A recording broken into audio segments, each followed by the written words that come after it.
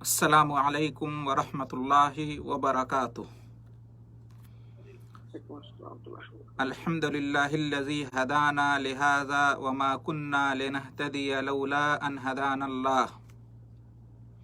اللہم صلی وسلم وبارک علی نبیک ورسولک محمد وعلی آلہ وصحبہ ومن والاہ۔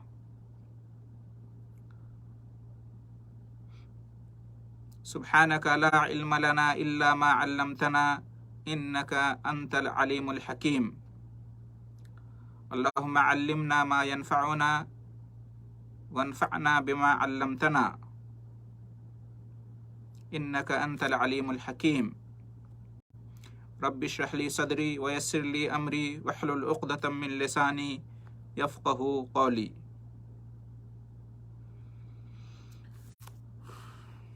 جیسا کہ بتایا گیا کہ آج کا درس شروع ہوگا سورہ مریم کی آیت نمبر 66 سے۔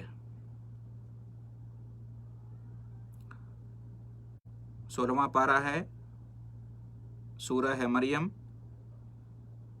اور آیت نمبر ہے 66۔ یہاں سے آج کے درس کا آغاز ہوگا۔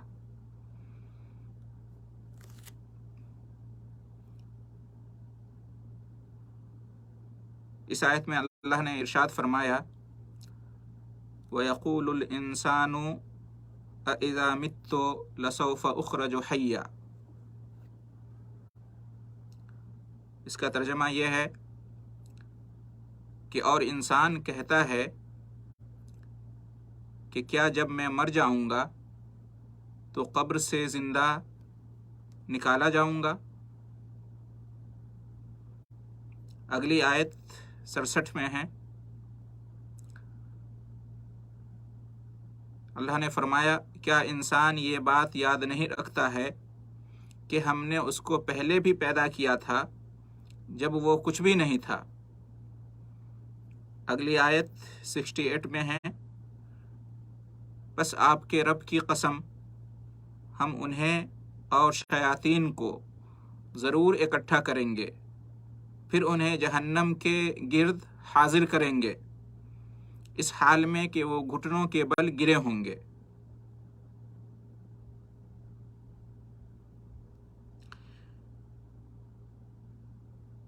ان تینوں آیتوں میں جو اسلام کا بنیادی عقیدہ ہے، آخرت کا عقیدہ، بعث بعد الموت کا عقیدہ کہ تمام انسانوں کو مرنے کے بعد قیامت کے دن دوبارہ زندہ کیا جائے گا، اور اسی طریقے سے اس دن تمام اعمال کے حساب اور ان پر جزا کا عقیدہ، یہ عقیدہ ان تینوں آیتوں میں بیان کیا گیا ہے۔ فرمایا گیا کہ دوبارہ زندہ کیے جانے اور قیامت کا منکر یہ کہتا ہے کہ کیا میں مر جانے کے بعد دوبارہ زندہ کیا جاؤں گا، تو اللہ نے اس کے اس کافرانہ عقیدے کی تردید کرتے ہوئے فرمایا کیا وہ بھول گیا ہے کہ میں نے اسے جب پہلی بار پیدا کیا تو اس سے پہلے وہ موجود ہی نہیں تھا، کچھ بھی نہیں تھا، اس کا کوئی ذکر، کوئی وجود ہی نہیں تھا، تو کیا اسے دوبارہ پیدا کرنے پر میں قادر نہیں ہوں؟ جب پہلی بار بغیر نمونہ کے ہم نے انسان کو پیدا کر دیا تو دوبارہ پیدا کرنا ہمارے لیے کیوں کر مشکل ہوگا؟ پہلی مرتبہ پیدا کرنا مشکل ہے یا دوبارہ پیدا کرنا مشکل ہے؟ ویسے اللہ کے لیے تو کچھ بھی مشکل نہیں ہے، لیکن انسان کو سمجھانے کے لیے کہا جا رہا ہے کہ کوئی بھی کام پہلی بار مشکل ہوتا ہے، دوبارہ وہ کام اور زیادہ آسان ہو جاتا ہے۔ انسان کتنا نادان ہے اور خود فراموش ہے۔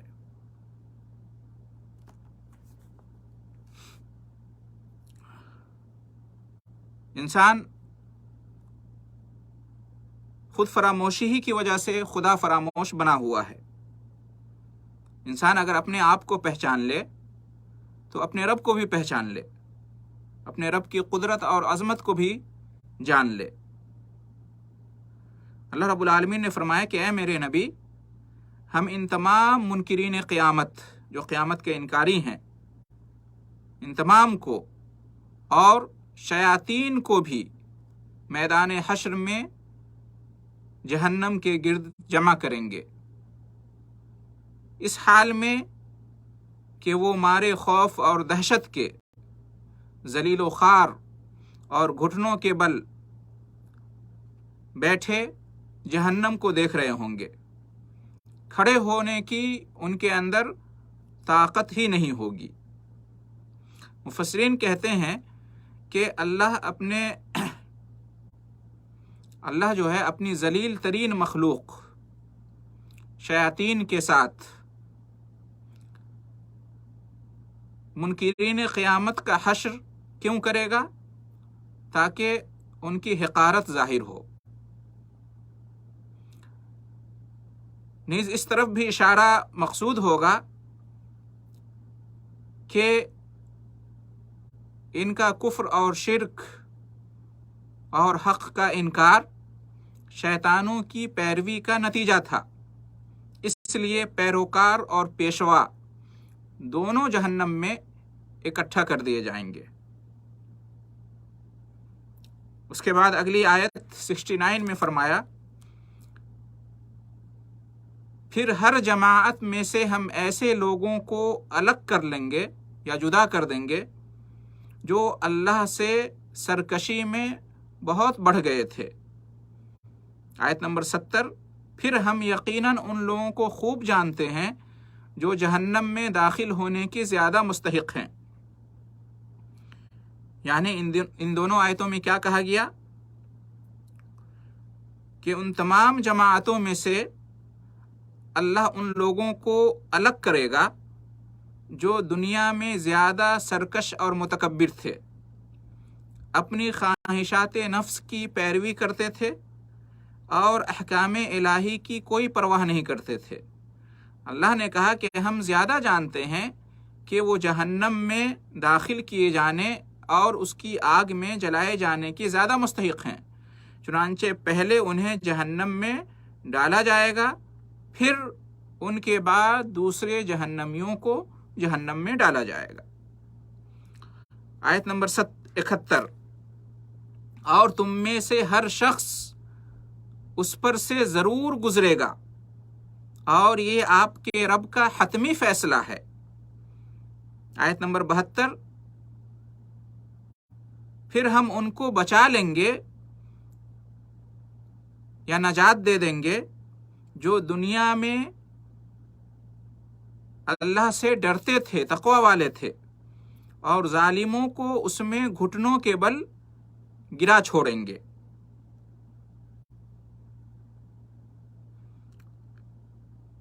ان دونوں آیتوں میں کیا ہے؟ آیت نمبر 71 اور 72، یہاں اللہ نے اپنا ایک حتمی فیصلہ سنایا ہے کہ مومن ہو یا کافر، ہر ایک کو بہرحال جہنم سے واسطہ پڑے گا۔ پھر اللہ اپنے فضل و کرم سے اہل تقوی کو، نیکوکاروں کو اس سے نجات دے دے گا، اور جن لوگوں نے دنیا میں کفر اور استکبار کی زندگی گزاری ہوگی، یعنی حق کا جو انکار کرنے والے ہوں گے اور بڑے بڑے گناہوں کا ارتکاب کیا ہوگا، جہنم میں شدید عذاب جھیلنے کے لیے چھوڑ دیے جائیں گے۔ یہاں جو اللہ نے فرمایا کہ وَإِن مِّنكُمْ إِلَّا وَارِدُهَا، کہ تم میں سے ہر کوئی جہنم پر وارد ہوگا، ہر کسی کا جہنم پر ورود ہوگا، تو اس ورود جہنم سے کیا مراد ہے؟ ایک رائے یہ ہے کہ نیک اور بد سب جہنم میں داخل ہوں گے، لیکن نیک لوگوں کے لیے آگ کو ٹھنڈی اور سلامتی والی بنا دیا جائے گا، اور پھر اس سے نکال دیے جائیں گے، یعنی ان کے اوپر جہنم کی آگ کا کوئی اثر نہیں ہوگا، ان کے لیے بالکل ٹھنڈی اور سلامتی والی بن جائے گی، اور جو لوگ جہنم کے مستحق ہوں گے اسی میں چھوڑ دیے جائیں گے، ان کو نکالا بھی نہیں جائے گا، نہ وہ آگ کے اثرات سے بچیں گے اور نہ جہنم سے ان کو نکالا جائے گا۔ آگ نہ پہلے ان کے لیے ٹھنڈی ہوگی اور نہ نیک لوگوں کے اس میں نکل جانے کے بعد ٹھنڈی ہوگی۔ ایک رائے یہ ہے ورود جہنم کا، جو اللہ نے فرمایا کہ تم میں سے ہر ایک کا ورود ہوگا جہنم میں، تو اس کا ایک مطلب اہل علم نے یہ لیا ہے۔ دوسری رائے اہل علم کی یہ ہے کہ ورود سے مراد یہاں پر مرور ہے، مرور یعنی گزرنا، یعنی مومن، کافر، نیک اور بد سب کے سب اس پل پر سے گزریں گے جو جہنم پر رکھا جائے گا،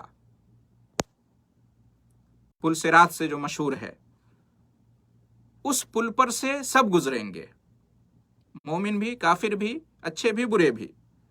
نیک لوگ اپنے اعمال کے مطابق تیز یا آہستہ گزر جائیں گے، جلد یا بدیر اس پل کو عبور کر لیں گے۔ لیکن اچھا کس طرح سے عبور کریں گے؟ کچھ تو پلک جھپکتے ہی، کچھ بجلی اور ہوا کی طرح، کچھ پرندوں کی طرح، پرندے کس قدر تیزی سے اڑتے ہیں، اور کچھ عمدہ گھوڑوں اور دیگر سواریوں کی طرح سے گزر جائیں گے۔ اس طرح سے کچھ بالکل صحیح سالم، کچھ زخمی، لیکن بہرحال سب کے سب پل کو عبور کر لیں گے، جو مومنین ہوں گے اور نیکوکار ہوں گے، اور ظاہر سی بات ہے کہ ان میں سے بہت کے گناہ بھی ہوں گے، تو اس وجہ سے کچھ تو صحیح سالم گزر جائیں گے، جیسے کہ انبیاء کرام ہیں اور بالکل جو اللہ کے خاص بندے ہوں گے، نیکوکار، اولیاء، متقی، پرہیزگار، اور کچھ جن کے پاس گناہ بھی ہوں گے وہ زخمی ہو کر لیکن بہرحال گزر جائیں گے۔ یہاں تک کہ کچھ جہنم میں گر پڑیں گے، گناہگاروں میں سے کچھ جہنم میں بھی گر پڑیں گے، لیکن بعد میں ان کے ایمان اور توحید کی وجہ سے شفاعت کے ذریعے سے نکال لیے جائیں گے، ان کے لیے سفارش ہوگی، انبیاء سفارش کریں گے، اولیاء سفارش کریں گے، اللہ کے نیک بندے، تو ایمان اور توحید کی وجہ سے وہ سفارش کے مستحق ہوں گے، تو جہنم میں چلے جانے کے بعد پھر سے ان کو نکال دیا جائے گا۔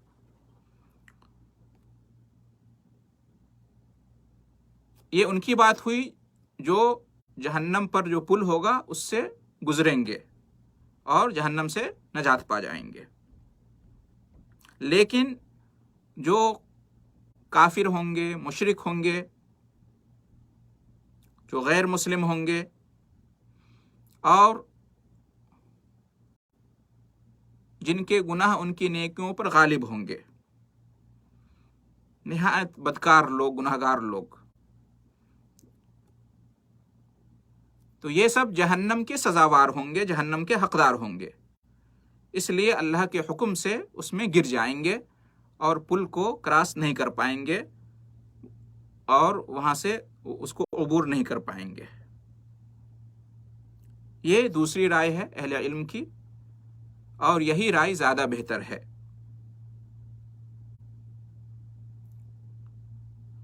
قرآنی آیات اور صحیح احادیث کی روشنی میں یہی بات راجح معلوم ہوتی ہے، جیسا کہ اللہ نے سورہ انبیاء آیت نمبر 101 میں فرمایا ہے کہ ان الذین سبقت لہم منا الحسنی اولئک عنہا مبعدون، کہ بے شک جن کے لیے ہماری طرف سے پہلے ہی بھلائی ٹھہر چکی ہے وہ سب جہنم سے دور ہی رکھے جائیں گے۔ اس کی تائید اس حدیث سے بھی ہوتی ہے کہ جس میں یہ ہے کہ جس کے 3 بچے بلوغت سے پہلے وفات پا گئے اسے آگ نہیں چھوئے گی مگر صرف قسم حلال کرنے کے لیے، تو یہ وہی قسم ہے جسے اس آیت میں حتم مقضیہ یعنی حتمی فیصلہ کہا گیا ہے، یعنی اس کا ورود جہنم میں صرف پل پر سے گزرنے کی حد تک ہی ہوگا، یعنی جہنم میں نہیں جائیں گے، پل پر سے گزر جائیں گے۔ اور صحیح مسلم کی ایک اور روایت ہے کہ رسول صلی اللہ علیہ وسلم نے ارشاد فرمایا کہ جو بدر اور حدیبیہ میں شریک ہوئے ان میں سے کوئی جہنم میں داخل نہیں ہوگا۔ تو حفصہ رضی اللہ عنہا نے کہا کہ کیا اللہ نے نہیں کہا ہے وَإِن مِّنكُمْ إِلَّا وَارِدُهَا کہ تم میں سے ہر کوئی جہنم پر وارد ہوگا؟ تو آپ صلی اللہ علیہ وسلم نے فرمایا کہ کیا اس کا یہ فرمان تم نے نہیں سنا ثُمَّ نُنَجِّي الَّذِينَ اتَّقَوْا پھر ہم اہل تقوی کو نجات دے دیں گے۔ تو بہرحال ان دلیلوں سے یہی معلوم ہوتا ہے کہ جہنم پر ہر ایک کا وارد ہونا، اس سے مراد گزرنا ہے۔ تو جو جنتی ہوں گے وہ گزر جائیں گے اور نیچے جہنم میں نہیں گریں گے، اور جو جہنمی ہوں گے تو جب وہ گزریں گے تو پل پر سے نیچے جہنم میں گر جائیں گے۔ یہی بات زیادہ بہتر ہے۔ آیت نمبر 73 اور جب ان کے سامنے ہماری روشن آیتوں کی تلاوت کی جاتی ہے تو اہل کفر ایمان والوں سے کہتے ہیں کہ ہم دونوں گروہوں میں سے، ہم دونوں جماعتوں میں سے مقام و مرتبہ کے اعتبار سے کون زیادہ بہتر ہے اور مجلس کے اعتبار سے کون زیادہ اچھا ہے۔ اس میں کفار قریش کا حال بیان کیا گیا ہے کہ جب ان کے سامنے قرآن مجید کی ان آیات کریمہ کی تلاوت کی جاتی ہے جو توحید و رسالت، آخرت اور حساب و جزا کو کھول کھول کر بیان کرتی ہیں اور غور و فکر کی دعوت دیتی ہیں، اور مومنوں کے لیے جنت کے وعدے اور کافروں کے لیے جہنم کی وعید کا ذکر کرتی ہیں، تو ان آیتوں کو سن کر وہ لوگ اپنا اندرونی درد و الم چھپانے کے لیے، یعنی یہ کفار و مشرکین مکہ کے قریش کے، یہ کہتے ہیں کہ ہم دنیاوی اعتبار سے محمد کے پیروکاروں سے اچھی حالت میں ہیں، ہمارے مکانات اچھے ہیں، ہماری مجلسیں آباد ہیں، لوگوں کی بھیڑ لگی ہوتی ہے، کوئی آ رہا ہے کوئی جا رہا ہے، تو یہ کیسے ممکن ہے کہ ہم تو گمراہ ہوں اور جو دار ارقم میں چھپے پھرتے ہیں وہ ہدایت یافتہ ہوں؟ ایسا کیسے ہو سکتا ہے؟ تو ان کے اسی دعویٰ کو اس آیت میں ذکر کیا گیا ہے۔ آیت نمبر 74 اور ہم نے ان سے پہلے بہت سی قوموں کو ہلاک کر دیا ہے جو گھریلو ساز و سامان اور اسباب نام و نمود کے اعتبار سے بہتر تھیں۔ یعنی اللہ نے ان کے اس دعوے پر یہ کہا، یہ جواب دیا کہ دنیاوی مال و متاع ایسی چیز نہیں ہے کہ اس پر فخر اور ناز کیا جائے یا اس کو دیکھ کر حق اور باطل کا فیصلہ کیا جائے۔ جس دنیاوی مال و متاع کی وجہ سے یہ لوگ غرور اور گھمنڈ میں مبتلا ہیں وہ باقی نہیں رہے گا۔ ان سے پہلے بھی بہت سی قومیں گزری ہیں جو مال و متاع اور ظاہری چمک دمک میں ان سے بڑھ کر تھیں، لیکن ان کے کفر اور انکار حق کے پاداش میں یعنی بدلے میں انہیں ہم نے ہلاک کر دیا، اور دنیا کا یہ مال و اسباب انہیں اللہ کے عذاب سے نہیں بچا سکا۔ آیت نمبر 75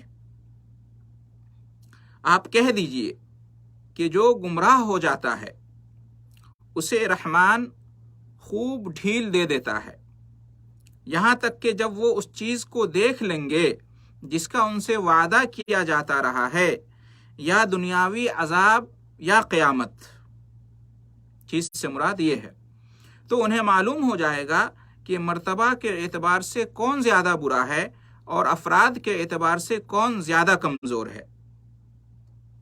یعنی اللہ تعالیٰ نے نبی کریم صلی اللہ علیہ وسلم کو حکم دیا کہ وہ دنیاوی مال و متاع اور جاہ و حشم پر فخر کرنے والے کافروں کو یہ جواب دیں کہ یہ چیزیں مہلت کے طور پر ملتی ہیں۔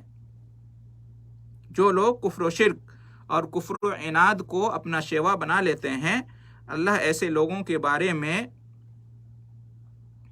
ایسے لوگوں کے بارے میں اللہ کا یہ طریقہ کار رہا ہے کہ وہ ان کی رسی ڈھیلی کر دیتا ہے اور انہیں ان کے حال پر چھوڑ دیتا ہے، یہاں تک کہ جب مہلت ختم ہو جاتی ہے اور ان کے لیے کوئی عذر باقی نہیں رہتا تو پھر اللہ انہیں پکڑ لیتا ہے۔ اس لیے دنیاوی مال و متاع اور جاہ و حشم یہ کوئی معیار نہیں ہے۔ اصل اچھے برے کا پتہ تو اس وقت چلے گا جب مہلت عمل ختم ہو جائے گی اور اللہ کا عذاب آ پہنچے گا، یعنی دنیا میں اللہ کا عذاب آ پہنچے گا، یا پھر قیامت برپا ہو جائے گی، تب انہیں معلوم ہوگا۔ ایسے لوگوں کا ٹھکانہ جہنم ہوگا۔ تب دونوں ہی حالتوں میں انہیں معلوم ہو جائے گا، یعنی دنیا میں اللہ کا عذاب ان کو آ دبوچے تب بھی، یا اگر نہ آئے تو جب قیامت برپا ہوگا اس دن معلوم ہو جائے گا انہیں کہ بدترین ٹھکانے والے اور نہایت ذلیل و خوار لوگ کون ہیں، اور اس وقت حسرت و افسوس کا کوئی فائدہ نہ ہوگا، کیونکہ ازالے اور تدارک کی کوئی صورت نہ ہوگی، کوئی موقع نہیں دیا جائے گا۔ آیت نمبر 76، اور جو لوگ سیدھی راہ پر چلتے ہیں اللہ ان کی مزید رہنمائی کرتا ہے، اور باقی رہنے والی نیکیاں آپ کے رب کے نزدیک ثواب کے اعتبار سے زیادہ بہتر ہیں اور نتیجہ کے اعتبار سے زیادہ اچھی ہیں۔ اس میں نبی کریم صلی اللہ علیہ وسلم اور مسلمانوں کو تسلی دی گئی ہے کہ دنیاوی مال و متاع جس پر کفار و مشرکین کو فخر اور ناز ہے، یہ بالکل عارضی شے ہے، یہ سب فنا کے گھاٹ اتر جانے والے ہیں، اور تم جو نیک اعمال کرتے ہو یہ حقیقی متاع ہیں، یہ حقیقی سامان ہیں، حقیقی سرمایہ ہے جو آخرت میں کام آئے گا، یہ ہمیشہ رہنے والے ہیں، جن کا اجر و ثواب تمہیں اپنے رب کے یہاں ملے گا، اور جنت کی صورت میں ان کا بہترین صلہ اور نفع تمہاری طرف لوٹ کر آئے گا۔ آیت نمبر 77، کیا آپ نے اس شخص کو دیکھا جس نے ہماری آیتوں کا انکار کیا اور کہا کہ یقیناً مجھے آخرت میں بھی مال اور اولاد ملے گی؟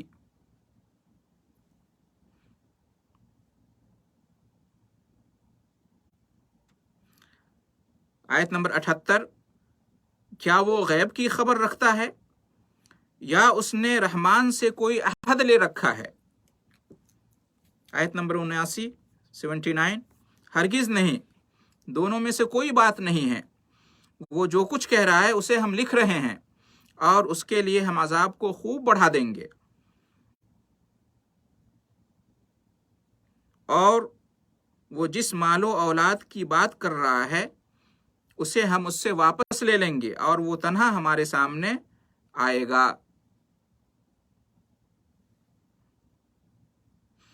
ان آیات کا ایک شان نزول بیان کیا جاتا ہے۔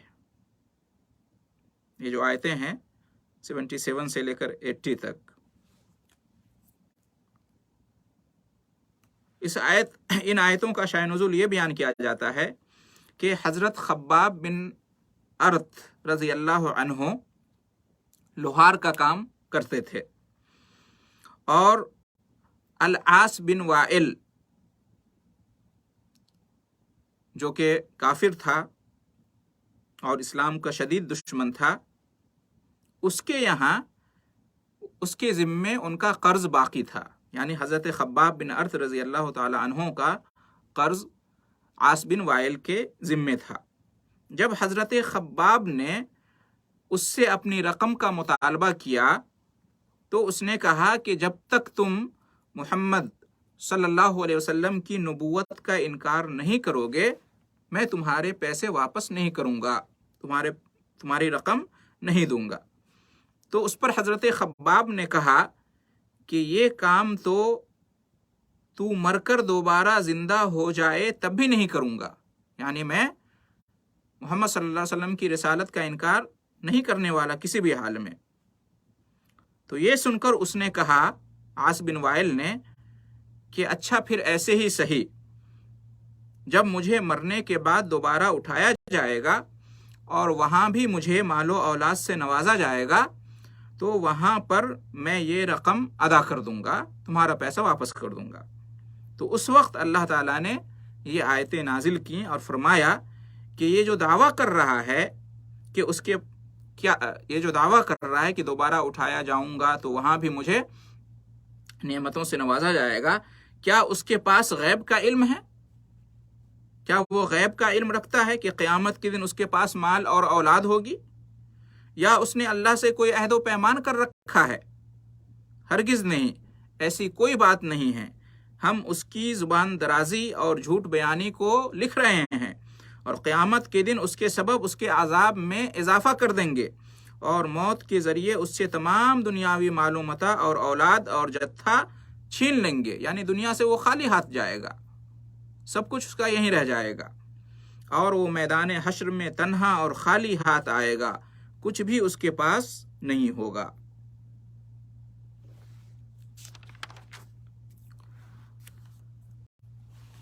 آیت نمبر 81، اور انہوں نے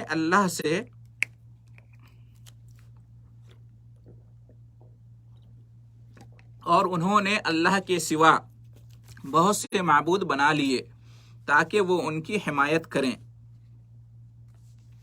آیت نمبر 82، ہرگز نہیں، وہ تو ان کی عبادت کے منکر ہو جائیں گے اور الٹے ان کے دشمن بن جائیں گے۔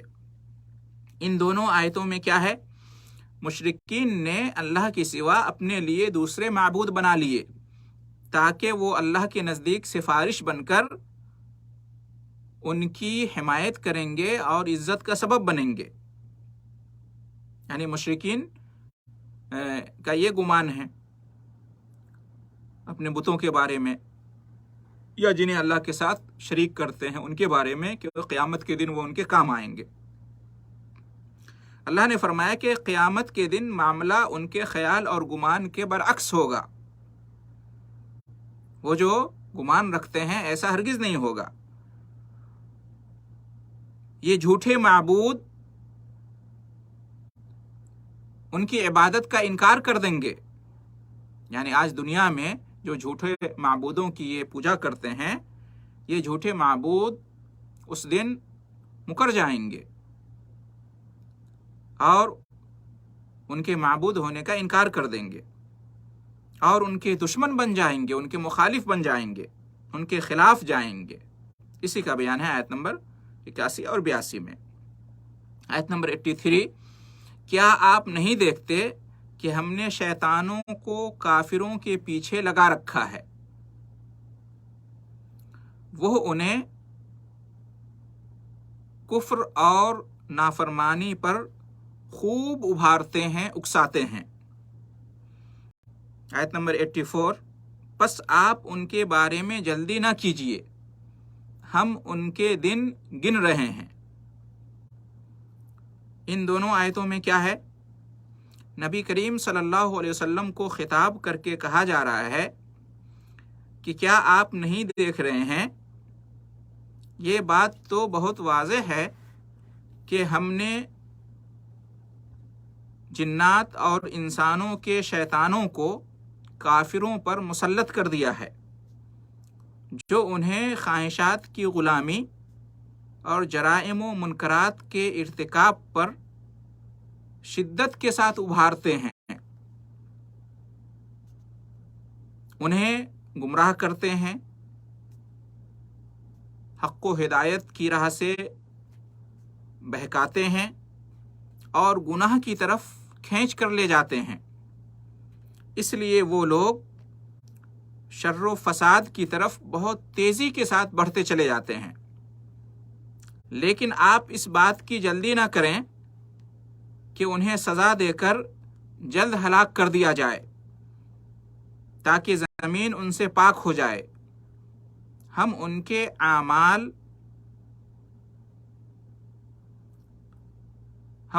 اعمال ہی کیا، ان کی سانسوں تک کی گنتی کر رہے ہیں، اور جب مہلت ختم ہو جائے گی اور ان کا وقت مقرر آ جائے گا تو عذاب کا مزہ چکھا کر ان کے اعمال کا بدلہ انہیں چکا دیں گے۔ آیت نمبر 85، جس دن ہم متقی لوگوں کو رحمان کے پاس بحیثیت مہمان جمع کریں گے۔ آیت نمبر 86، اور مجرموں کو جہنم کی طرف پیاسا ہانک کر لے جائیں گے۔ ان دونوں آیتوں میں یہ کہا گیا ہے کہ قیامت کے دن متقی اور پرہیزگار لوگ، نیکوکار لوگ اللہ تعالیٰ کے سامنے وفد کی شکل میں پہنچیں گے۔ عربی زبان میں وفد کا معنی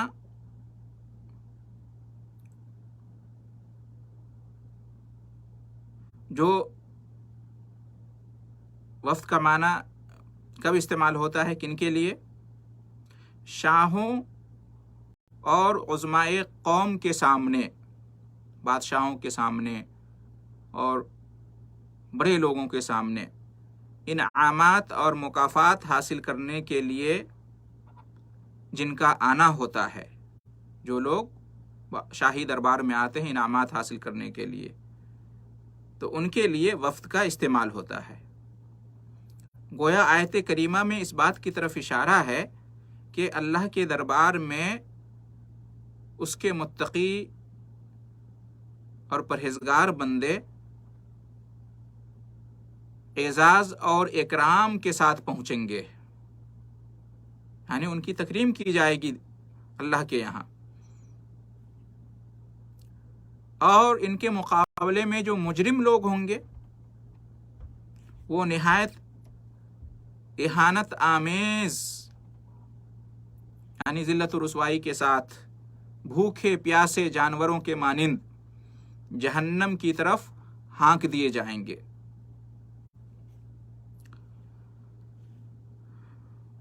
آیت نمبر 87، لوگوں کو کسی کے لیے سفارش کرنے کا اختیار نہیں ہوگا مگر جس کو رحمان سے اجازت ملے گی، یا لوگ کسی کی سفارش کے حقدار نہیں ہوں گے مگر وہ جس نے دنیا میں رحمان کے لیے کلمہ توحید کا اقرار کیا ہوگا، اللہ کی طرف سے قول و قرار لیا ہوگا۔ یہ ترجمہ ہے آیت نمبر 87 کا۔ اس کا مطلب یہ ہے کہ مومنین اللہ کی اجازت سے ایک دوسرے کے لیے سفارش کریں گے، لیکن مجرمین کا کوئی سفارش نہیں ہوگا، یعنی جن کی موت دنیا میں کفر اور شرک کی حالت میں ہوئی ہوگی ان کے لیے کوئی سفارش نہیں کرے گا۔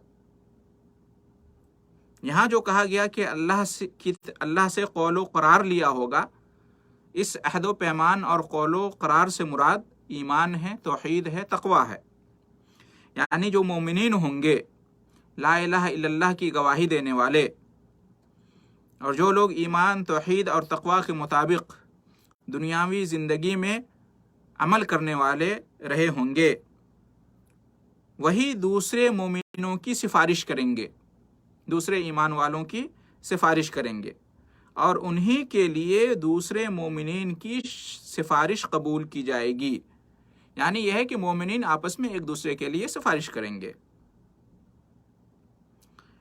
جو اعلیٰ درجے کے مومنین ہوں گے وہ کم درجے کے مومنین کے لیے سفارش کریں گے۔ ان کے سوا کسی کو سفارش کی اجازت نہیں ہوگی اور نہ ہی سفارش کیے جانے کی اجازت ہوگی۔ معلوم یہ ہوا کہ دنیا میں جو لوگ جھوٹے معبودوں کو یہ گمان کر کے پکارتے ہیں اور ان کے لیے عبادت کی رسمیں ادا کرتے ہیں، وہ کسی کام نہیں آئیں گے۔ جو یہ سمجھتے ہیں کہ قیامت کے دن کام آئیں گے، سفارش کریں گے، تو وہ کام نہیں آئیں گے۔ کیوں؟ اس لیے کہ اللہ کے علاوہ کسی اور کو معبود بنانا، اللہ کے سوا کسی اور کی عبادت کرنا، یہ شرک ہے، اور شرک کرنے والوں کے لیے کوئی سفارش نہیں ہوگی۔ سفارش ہوگی قیامت کے دن، لیکن کس کے لیے؟ ایمان والے کے لیے اور توحید والے کے لیے۔ کفر اور شرک پر جس کا خاتمہ ہوگا، اس کے لیے کوئی نبی، کوئی رسول، کوئی فرشتہ، کوئی ولی، کوئی نیک آدمی سفارش نہیں کرے گا۔ آیت نمبر 88، اور مشرکین کہتے ہیں کہ رحمان نے کسی کو اپنی اولاد بنا رکھا ہے۔ آیت نمبر 89، یقیناً تم لوگوں نے یہ کہہ کر بہت بھاری گناہ کیا ہے۔ آیت نمبر 90، قریب ہے کہ اس کے اثر سے آسمان پھٹ جائیں اور زمین میں شگاف پڑ جائے اور پہاڑوں کے ٹکڑے ٹکڑے ہو جائیں۔ آیت نمبر 91، اس لیے کہ وہ لوگ رحمان کے لیے اولاد ثابت کرتے ہیں۔ آیت نمبر 92 اور رحمان کے لیے یہ مناسب ہی نہیں ہے کہ وہ کسی کو اپنی اولاد بنائے۔ آیت نمبر 93، آسمانوں اور زمین میں جتنے ہیں سب رحمان کے سامنے بندے کی حیثیت سے حاضر ہوں گے۔ یعنی ان آیتوں میں جو 6 آیتیں ہیں 88 سے لے کر 93، ان آیتوں میں یہود و نصارہ اور مشرکین عرب کی تردید کی گئی ہے، جو اللہ کے لیے اولاد ثابت کرتے تھے۔ یہود عزیر علیہ السلام کو اور نصارہ عیسیٰ علیہ السلام کو اللہ کا بیٹا، اور مشرکین عرب فرشتوں کو اللہ کی بیٹیاں بتاتے تھے۔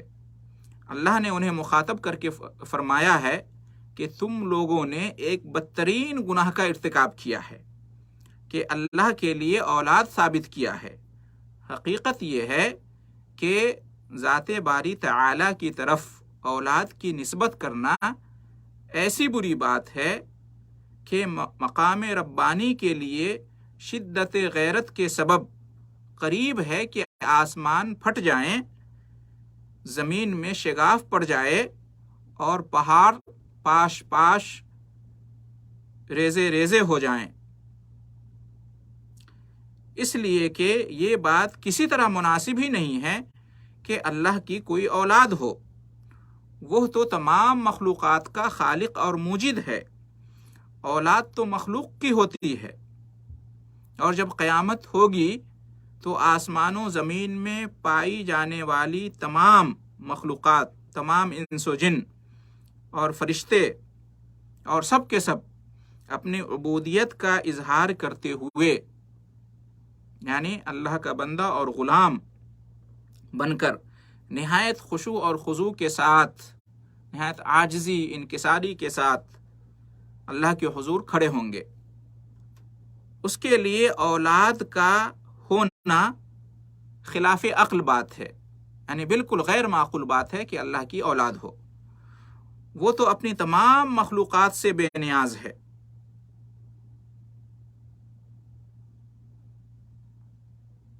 اور سب کے سب اللہ کے غلام اور بندے ہیں، تو پھر اسے اولاد کی کیا ضرورت ہے؟ اولاد ہونا یہ اللہ کی شان کے لائق ہی نہیں ہے۔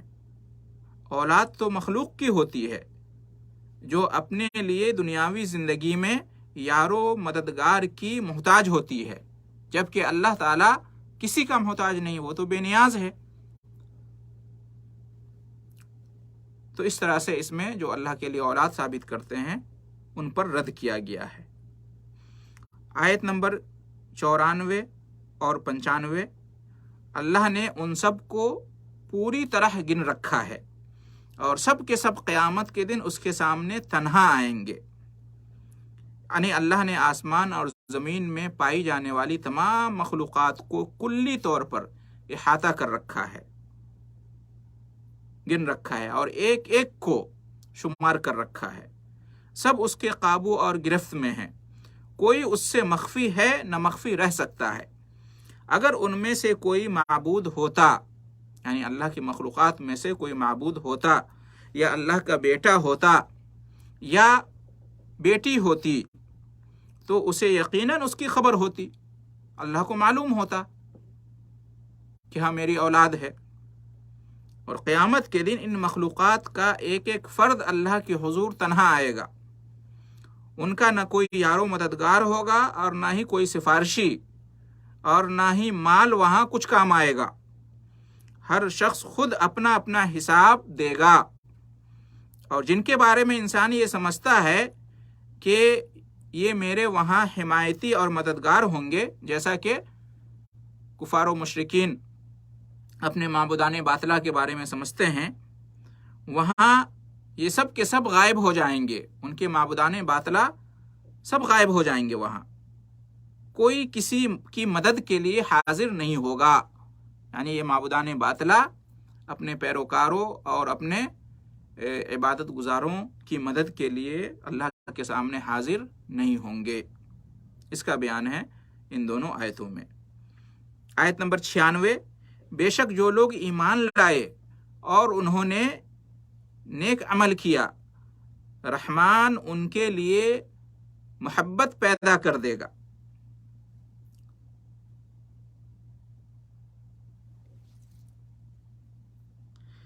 قرآن کریم کے معروف طریقے کے مطابق کفار و مشرکین کے بعد اب اللہ کے نیک بندوں کا ذکر ہو رہا ہے کہ جو لوگ اللہ اور اس کے رسول پر ایمان لاتے ہیں اور عمل صالح کرتے ہیں، اللہ ان کی محبت اپنے نیک بندوں کے دلوں میں جانگزی کر دیتا ہے۔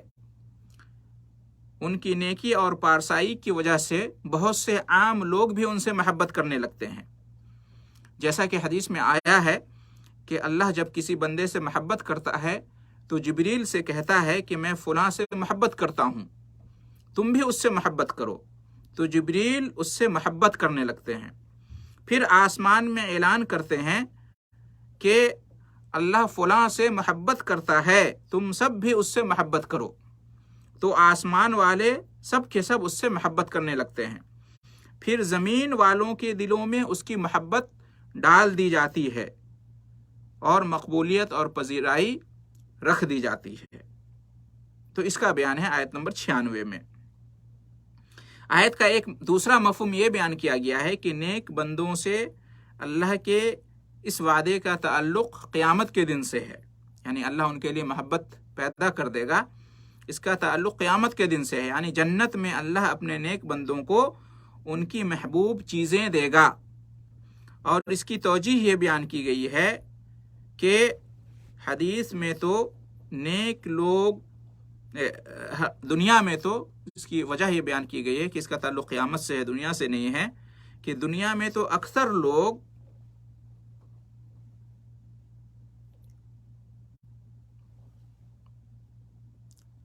نیک لوگوں سے محبت نہیں رکھتے ہیں، اکثر لوگ کافروں سے اور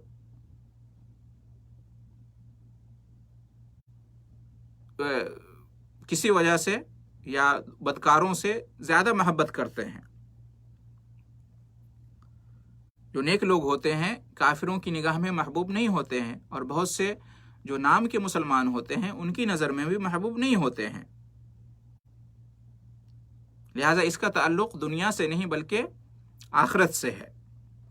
پھر یہ کہتے ہیں کہ دنیاوی محبت تو بسا اوقات کافروں اور فاسقوں کو زیادہ حاصل ہوتی ہے، جیسے کہ ہم دنیا میں دیکھتے ہیں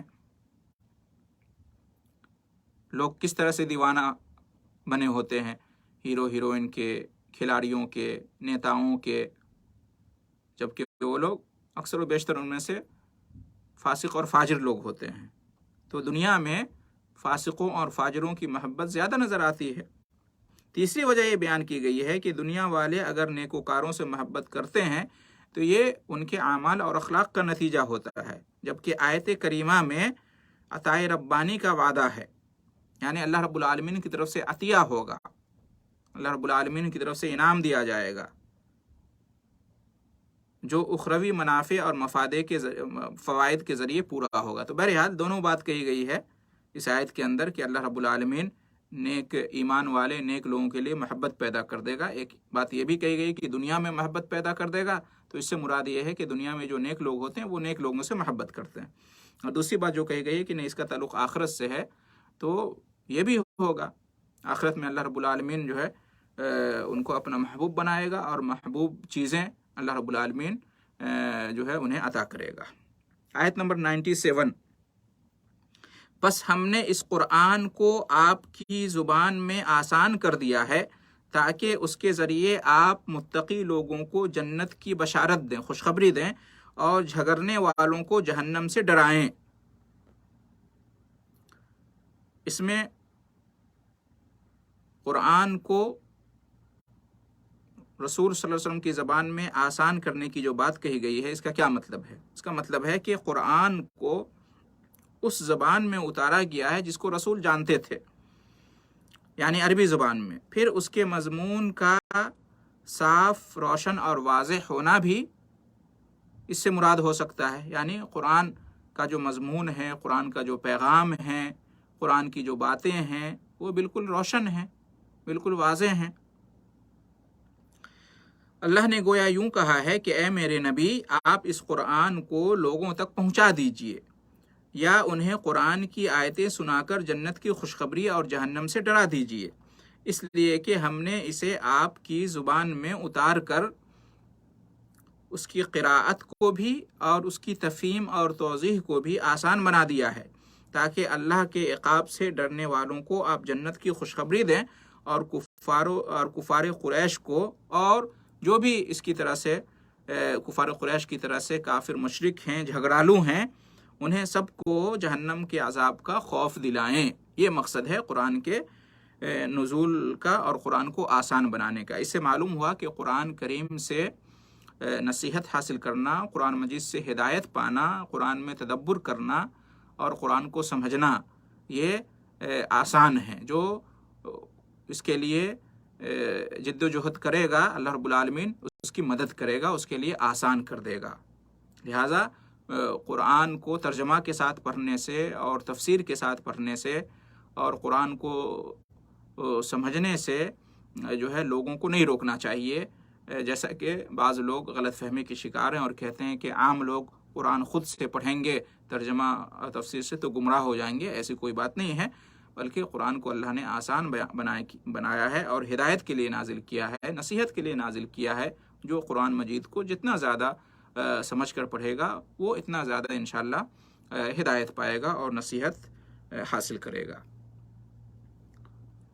آخری آیت سورہ مریم کی اور آج کے درس کی آخری آیت 98، اور ہم نے ان سے پہلے بہت سی قوموں کو ہلاک کر دیا ہے، کیا آپ ان میں سے کسی کو دیکھتے ہیں یا ان کی کوئی آہٹ سنتے ہیں؟